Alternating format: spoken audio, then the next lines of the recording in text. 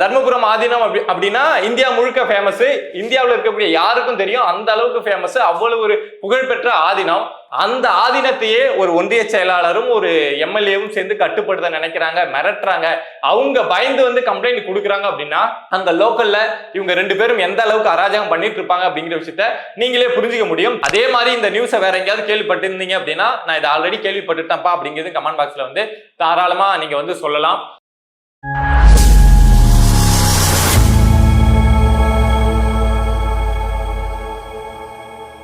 அனைவருக்கும் வணக்கம். நல்ல சமூகம் உருவாகணும், அதுக்காக நான் உங்கள் பிரபாரன் பேசுறேன். இந்த கண்டென்ட்டை பத்தி ஆல்ரெடி பேசி நம்ம சேனல்ல ஒரு வீடியோ போட்டிருந்தோம். பட் என்ன அப்படின்னா அதுல ஆடியோ குவாலிட்டியும் சரியில்லாம இருந்துச்சு, வீடியோ குவாலிட்டியுமே சரியில்லாம இருந்துச்சு. ஏன் அப்படின்னா அந்த டைம்ல நம்ம கிட்ட மைக் இல்ல.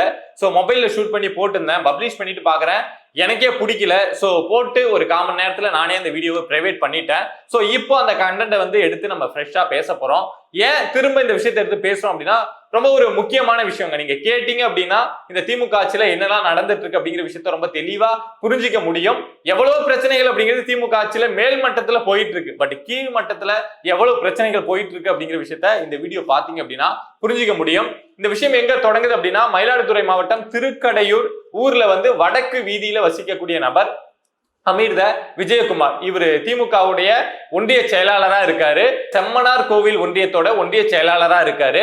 சோ இவர் எப்படியே மைண்ட்ல வச்சுக்கோங்க. இன்னொரு நபர் யார் அப்படின்னு பாத்தீங்கன்னா பூம்புகார் தொகுதியுடைய சட்டமன்ற உறுப்பினர், திமுகவுடைய சட்டமன்ற உறுப்பினர் நிவேதா முருகன் அப்படிங்கிற நபர். இவங்க ரெண்டு பேரும் தான் இந்த கண்டென்ட் ஃபுல்லாவே வர போறாங்க.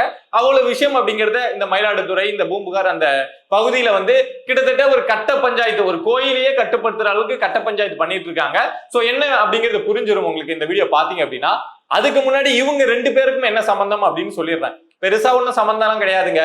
ஒரு எம்எல்ஏ இருக்காரு அப்படின்னா கீழே ஒரு ஒன்றிய செயலாளர் வந்து அந்த எம்எல்ஏவுக்கு ரைட் ஹேண்ட் லெஃப்ட் ஹேண்ட் எப்படி வேணாலும் செயல்படுவாங்கல்ல. சோ அத மாதிரி செயல்படக்கூடிய நபர் தான் இந்த ஒன்றிய செயலாளர் அமிர்த விஜயகுமார். இவர் தான் கீழே இறங்கி எல்லா வேலையுமே பாக்குறது. அவர் எம்எல்ஏ அப்படியே ஒரு லெவல்லே உத்தரவு மட்டும் போட்டுட்டு இதை பண்றா இங்க கமிஷன் வாங்குறா அப்படின்னு ஒரு உத்தரவு மட்டும் போடுற நபர்னா அந்த எம்எல்ஏ. பட் இறங்கி வேலை செய்யக்கூடிய நபர் அப்படின்னா இந்த அமிர்த விஜயகுமார் தான். சோ இவர் மேல என்ன பிரச்சனை அப்படின்னா இவர் மேல வந்து இப்போ தர்மபுரம் ஆதீனம் சைட்ல இருந்து இந்த ஒன்றிய செயலாளர் அமிர்த விஜயகுமார் மேலையும் அந்த எம்எல்ஏ நிவேதா முருகன் மேலையும் சேர்த்து ஒரு கம்ப்ளைண்ட் அப்படிங்கறத கொடுத்திருக்காங்க. என்ன அப்படின்னா இந்த தர்மபுரம் ஆதீனம் இருக்குல்ல, சோ அதோட கட்டுப்பாட்டுல மொத்தம் 27 கோயில் இருக்குங்க. அதுல ஒரு கோயில் தான் திருக்கடையூர் கோயில். சோ இந்த ஒன்றிய செயலாளர் அமிர்த விஜயகுமார் இருக்காருல்ல, அவருடைய ஊரும் திருக்கடையூர் அப்படிங்கிறதுனால அந்த கோயிலை வந்து இவங்க ரெண்டு பேரும் திட்டம் போட்டு, அந்த எம்எல்ஏ இந்த ஒன்றிய செயலாளர் திட்டம் போட்டு இவங்களுடைய கண்ட்ரோல்ல எடுக்கிற மாதிரி நிறைய விஷயங்களை செஞ்சிருக்காங்க. இதுக்கு முன்னாடியும் இந்த அமிர்த விஜயகுமார் மேல ஒரு கம்ப்ளைண்ட் அப்படிங்கிறது தர்மபுரம் ஆதீனம் சைட்ல இருந்து கொடுக்கப்பட்டிருக்கு. 2022 ஒரு கம்ப்ளைண்ட் அப்படிங்கறத கொடுக்குறாங்க. என்னத்துக்காக அப்படின்னா இந்த கோயில்லாம் பொதுவாக என்ன பண்ணுவாங்க அப்படின்னா இப்ப வரக்கூடிய காசெல்லாம் வச்சு சில விடுதிகள் கட்டி, ரொம்ப ஃபேமஸா இருக்க கோயில் எல்லாம் சொல்றேன், விடுதிகள் கட்டி போட்டு வரக்கூடிய பக்தர்கள் வந்து ரொம்ப ஈஸியா வந்துட்டு போகணும் அப்படிங்கிறதுக்காக சில விஷயங்கள்லாம் செய்வாங்க. அதே மாதிரி திருக்கடையூர் கோயில்ல இருக்கு. அதுல அபிராமி அருள் நிலையம் அப்படிங்கிற ஒரு விடுதி இருக்கு. அந்த விடுதிய இந்த அமிர்த விஜயகுமார் இருக்காருல்ல, இவர் இதுக்கு முன்னாடி பிஜேபி அதிமுக பல கட்சிகள் இருந்திருக்காரு. அப்போ இருக்கிறப்பவே குத்தகைக்கு எடுத்திருக்காரு. கோயில்லாம் குத்தகைக்கு விட்டுருவாங்க, வாடகை அப்படிங்கிறத வாங்கிப்பாங்க. என்னத்துக்காக கோயில் தரப்புல இருந்து குத்தகைக்கு விடுறாங்க அப்படின்னா வரக்கூடிய பக்தர்களுக்கு அவங்க வந்து கம்மி விலையில கொடுக்கணும், பக்தர்கள் வந்து ரொம்ப ஈஸியா வந்துட்டு போறதுக்கு ஈஸியா இருக்கணும் அப்படிங்கிறதுக்காக விடுதி அப்படிலாம் கட்டி போட்டு பில்டிங்கா கட்டி போட்டு கொடுப்பாங்க. அது மாதிரி நிறைய கட்டிடங்கள் அப்படிங்கிறது திருக்கடையூர்ல இருக்கு. சோ அதுல ஒரு கட்டிடத்தை தான் இந்த அமிர்த விஜயகுமார் வந்து குத்தகைக்கு எடுத்து வச்சிருந்தாரு. பட் என்ன அப்படின்னா நாள் போக போக பவர் வர வர என்ன பண்றாரு இந்த அமிர்த விஜயகுமார் அப்படின்னா 100 ரூபாய் வாங்க வேண்டிய இடத்த 200 ரூபாய் வாங்குறாரு. அதாவது கோயில்கிட்ட குத்தகைக்கு எடுத்திருக்காரு, பட் கோயிலுக்கு குத்தகை கொடுக்கறது கிடையாது. ஆனா வரக்கூடிய பக்தர்கள் கிட்ட அங்க தங்கறதுக்கு இவர் எடுத்திருக்கக்கூடிய இந்த குத்தகைக்கு எடுத்திருக்க அந்த பில்டிங்ல மொத்தம் 9 ரூம் இருக்கு. சோ 100 ரூபாய்க்கு பதிலாக 200 ரூபாய் வாங்குறது, 500 ரூபாய் வாங்க வேண்டிய இடத்த 1000 ரூபாய் வாங்குறது இப்படிங்கிற மாதிரி பிரச்சனை வந்து 2021 இருந்தே அங்க பண்ண ஆரம்பிச்சிருக்காரு. சோ கொஞ்சம் அராஜகம் அப்படிங்கிறது முளைக்க ஆரம்பிக்குது. சோ அப்போ 2022 இந்த தர்மபுரம் ஆதீனம் சைட்ல இருந்து என்ன ஒரு கேஸ் ஃபைல் பண்றாங்க அப்படின்னா அந்த விடுதியை எங்ககிட்ட மீட்டு கொடுங்க, அவர் இத மாதிரி அந்த விடுதியை குத்தகைக்கு எடுத்துட்டு பக்தர்கள்ட்டே அதிக காசு வாங்குறாரு, எங்களுக்கும் ப்ராப்பரா காசு தர மாட்டேங்கிறாரு அப்படின்னு சொல்லிட்டு மீட்டு தர சொல்லி ஒரு வழக்கு அப்படிங்கிறத போடுறாங்க. அந்த வழக்கு இன்னும் நடந்துட்டு தான் இருக்கு. சோ இந்த சூழல்ல தான் 2022 இது நடக்குது. 2023 இந்த அமிர்த விஜயகுமார் இருக்காருல்ல, அவரு திமுகவுல ஒன்றிய செயலாளரா மாறுறாரு. இன்னும் அவர் கைக்கு வந்து பவர் அப்படிங்கிறது அதிகமா வருது. சோ அதுக்கப்புறம் இந்த பூம்புகார் எம்எல்ஏ நிவேதா முருகனும் இந்த நபர் இருக்காருல்ல அமிர்த விஜயகுமார், இவங்க 2 பேரும் சேர்ந்து என்ன பண்ண ஆரம்பிக்கிறாங்க அப்படின்னா, இதுக்கு முன்னாடி அந்த விடுதியை வச்சு மட்டும் பண்ணிட்டு இருந்தாங்க. அந்த விடுதியை வச்சு அவர் வந்து சொந்தமாலாம், அதோட பேர் வந்து அமிர்த கடேஸ்வரர் நிலையம் அப்படின்னு சொல்லிட்டு ஒரு விடுதியை வந்து இவர் பிரைவேட்டாவும் கட்டிட்டாரு. அவ்வளவு சம்பாதிச்சிருக்காரு. பட் இவர் ஒன்றிய செயலாளரா ஆனதுக்கு அப்புறம் இன்னும் அந்த பவர் எல்லாம் கையில எடுக்கணும் அப்படின்னு முடிவு பண்றாங்க. என்னன்னா, திருக்கடையூர் கோயிலுக்கு வந்து சொத்து அப்படிங்கிறது நிறைய உண்டுங்க. அந்த கோயிலுக்கு மட்டும் சொந்தமான சொத்தே வந்து 900 ஏக்கர் இருக்கு அப்படின்னு சொல்றாங்க. இது போக நிறைய கடைகள்லாம் கோயிலை ஒட்டி இருக்கும், அங்கெல்லாம் வாடகை வாங்குறது அப்படிங்கிறது பொதுவா பண்ணுவாங்க.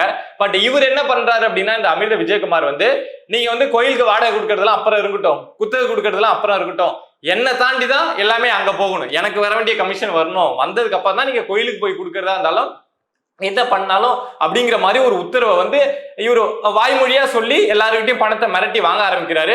கோயில இருக்கவங்க என்ன கேட்க போறாங்க, இல்ல பணம் கொடுக்கக்கூடியவங்க கூட ஐயோ இந்த ஆள்கிட்ட எதுக்குப்பா பிரச்சனை அப்படின்னு சொல்லிட்டு தானே கொடுப்பாங்க. சோ அதே மாதிரி அந்த கோயிலை சுத்தி கடை வச்சிருக்கவங்க, அந்த நிலம், அந்த கோயில் நிலம் இருக்குல்ல, அது குத்தகைக்கு விடப்பட்டிருக்குல்ல, சோ அவங்க பணம் கொடுக்கறவங்க எல்லாருமே இந்த அமிர்த விஜயகுமாரை தாண்டி தான் கோயிலுக்கு பணம் அப்படிங்கிறது கொடுக்க வேண்டியது இருக்கு. இவருக்கு ஒரு பெரிய கமிஷன் அப்படிங்கிறது கொடுக்க வேண்டியது இருக்கு. இதை தாண்டி ரொம்ப அராஜகமா நடந்துக்கிறது, உள்ள வர்றது, இவங்க இஷ்டத்துக்கு நடந்துக்கிறது, 4 பேரை வச்சுட்டு பேசுறது, மிரட்டுறது, இதை மாதிரி அப்படின்னு சொல்லிட்டு இந்த திருக்கடையூர் கோயிலையும் சரி, தர்மபுரம் ஆதீனத்திட்டையும் சரி, அங்கேயுமே ரொம்ப ரவுடிசம் அதை மாதிரி பண்ணிட்டு இருந்திருக்காங்க. சோ இதை பொறுக்க முடியாத ஆதீனம் சைட்ல இருந்து இப்போ வந்து ஒரு கம்ப்ளைண்ட் அப்படிங்கிறத ரைஸ் பண்ணிருக்காங்க. இவங்க 2 பேரும் சேர்ந்து இத மாதிரி அராஜகம் அப்படிங்கிறத பண்ணிட்டு இருக்காங்க அப்படின்னு நம்ம யோசிச்சு பாருங்க. ஒரு ஆதீனம், தர்மபுரம் ஆதீனம் அப்படின்னா இந்தியா முழுக்க ஃபேமஸ், இந்தியாவில் இருக்கக்கூடிய யாருக்கும் தெரியும், அந்த அளவுக்கு ஃபேமஸ், அவ்வளவு ஒரு புகழ்பெற்ற ஆதீனம். அந்த ஆதீனத்தையே ஒரு ஒன்றிய செயலாளரும் ஒரு எம்எல்ஏவும் சேர்ந்து கட்டுப்படுத்த நினைக்கிறாங்க, மிரட்டுறாங்க. அவங்க பயந்து வந்து கம்ப்ளைண்ட் கொடுக்குறாங்க அப்படின்னா அந்த லோக்கல்ல இவங்க 2 பேரும் எந்த அளவுக்கு அராஜகம் பண்ணிட்டு இருப்பாங்க அப்படிங்கிற விஷயத்த நீங்களே புரிஞ்சுக்க முடியும். திமுகவுல மேல்மட்டத்தில் எவ்வளவு அராஜகம் நடக்குது, எவ்வளவு ஸ்கேம் நடக்குது, எவ்வளவு பிரச்சனைகள் போயிட்டு இருக்கு அப்படிங்கிற விஷயம் நமக்கு வெளிப்படையா தெரிஞ்சிருது. பட் கீழ்மட்டத்துல பாருங்க, ஒரு ஆதீனத்தை மிரட்டி அவங்களே பயந்துட்டு வந்து கம்ப்ளைண்ட் கொடுக்குற அளவுக்கு இவங்க 2 பேரும் அராஜகம் பண்ணியிருக்காங்க அப்படின்னா என்னென்ன நடந்துட்டு இருக்கும். இது போக ஒரு விஷயம் சொல்ல மறந்துட்டேன்.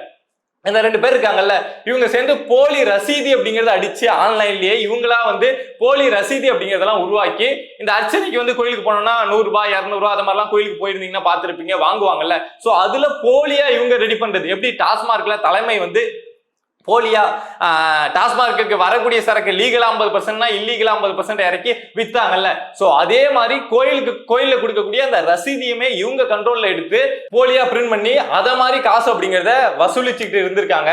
ஏற்கனவே திமுகவுக்கு இந்துக்கள் மத்தியில ஒரு பெரிய நல்ல பேர் இருக்கு பாருங்க. திமுகனாவே இந்துக்கள் எதிர்ப்பு கட்சி அப்படிங்கிறது தான் இருக்கக்கூடிய எல்லாரும் சொல்லக்கூடிய ஒரு விஷயம். அவங்களும் அப்படிதான் நடந்துக்கிறாங்க. சோ அதுல இன்னொரு விஷயமா இப்போ தர்மபுரம் ஆதீனம் அவங்க தரப்புல இருந்து கொடுக்கப்பட்ட கம்ப்ளைண்ட் அப்படிங்கிறது திமுக முழுசா திட்டமிட்டு செய்யறாங்களோ இல்ல இது வந்து சேகர் பாபு சொல்லி செய்யறாங்களோ என்ன நடக்குதோ தெரியல.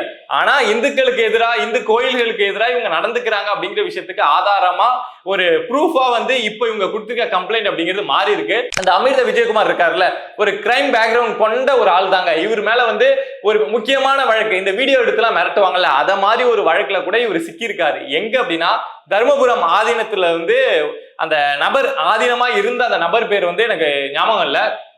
கொஞ்ச நாளைக்கு முன்னாடி இந்த விஷயம் அப்படிங்கிறது வெளியாச்சு. என்ன அப்படின்னா, அந்த ஆதீனத்தை வந்து ஒரு குரூப் வந்து வீடியோ என்ன சொல்லி மிரட்டுது அப்படின்னா, உன்னுடைய சம்பந்தமா பர்சனலான ஆடியோ என்கிட்ட இருக்கு, வீடியோ என்கிட்ட இருக்கு, நான் கேட்கக்கூடிய பணத்தை வந்து நீ கொடுத்துட்டேன்னா உன்னை விட்டுருவேன் அப்படின்னு சொல்லி மிரட்டுறாங்க.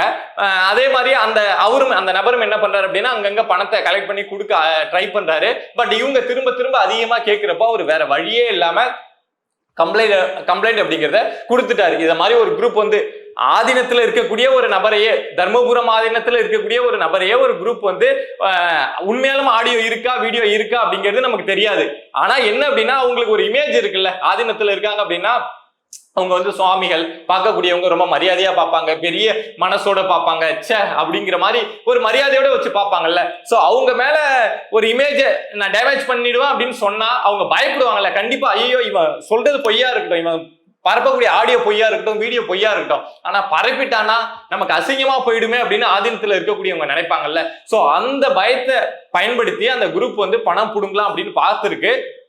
பட் இந்த குரூப் அதிகமா பணம் புடுங்க திரும்ப திரும்ப கேட்க கேட்க வேற வழியே இல்லாம அந்த ஆதீனம் தரப்புல இருந்து ஒரு கம்ப்ளைண்ட் அப்படிங்கிறத கொடுக்குறாங்க இத மாதிரி அப்படின்னு. சோ அது சம்பந்தமா நிறைய பிஜேபி, அதிமுக, திமுகவை சேர்ந்த நிறைய பேர் வந்து கைது செய்யப்படுறாங்க.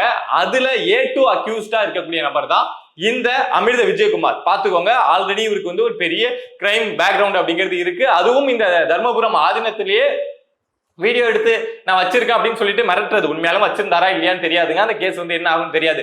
பட் வச்சிருக்கேன் அப்படின்னு சொல்லி மிரட்டுறது எவ்வளவு கேவலமான விஷயம். சோ அப்படிப்பட்ட நபர் தான் இந்த அமிர்த விஜயகுமார். சோ இப்போ திருக்கடையூர் கோயில் சொத்துக்களே இவருக்கு தான் சொந்தம், இவருக்கும் நிவேதா முருகனுக்கும் தான் சொந்தம் அப்படிங்கிற மாதிரி அங்க இவங்களா தனியா அந்த குறுநில மன்னர்கள் எப்படி திமுகவுல உருவாவாங்க அப்படின்னு உங்களுக்கு புரியுதும், இந்த விஷயத்துல புரிஞ்சிருக்கும் அப்படின்னு நினைக்கிறேன். ஏற்கனவே தமிழ்நாடு முழுக்க குறுநில மன்னர்கள் வந்து அங்கங்க இருக்காங்க. சோ இப்போ இவங்க 2 பேரும் சேர்ந்து அங்க வந்து ஒரு குறுநிலத்தை உருவாக்கி கோயில்கள் எல்லாம் அவங்களுடைய கட்டுப்பாட்டுல எடுக்கிற அளவுக்கு இந்த வேலைகள் அப்படிங்கிறது போயிட்டு இருக்கு. திமுக இதுலயாவது நடவடிக்கை எடுப்பாங்களா அப்படின்னு பொறுத்திருந்து பார்ப்போம். அதே மாதிரி நீங்க இந்த விஷயத்தை பத்தி என்ன நினைக்கிறீங்க? இத மாதிரி இந்துக்களுக்கு எதிராக திமுக செயல்படுது அப்படிங்கிறது ஆல்ரெடி இருக்கக்கூடிய குற்றச்சாட்டு. பட் இத மாதிரி திட்டமிட்டு தர்மபுரம் ஆதீனத்துக்கு எதிராக, கோயிலுக்கு எதிராக, கோயில் சொத்தையே தன்னுடைய சொந்த சொத்து மாதிரி இந்த திமுக ஒன்றிய செயலாளர்களும் மாவட்ட செயலாளர்களும் அந்த பூம்புகார் தொகுதி MLA நிவேதா முருகன் சொன்னல, சோ அவரு மாவட்ட செயலாளரும் அவரும் இருக்காரு. சோ மாவட்ட செயலாளர், ஒன்றிய செயலாளர் 2 பேரும் சேர்ந்துதான் இந்த அட்டூழியம் அப்படிங்கிறத பண்ணிட்டு இருக்காங்க. இந்த விஷயத்தை பத்தி நீங்க என்ன நினைக்கிறீங்க அப்படிங்கிறத மறக்காம கமெண்ட் பாக்ஸ்ல கமெண்ட் பண்ணுங்க.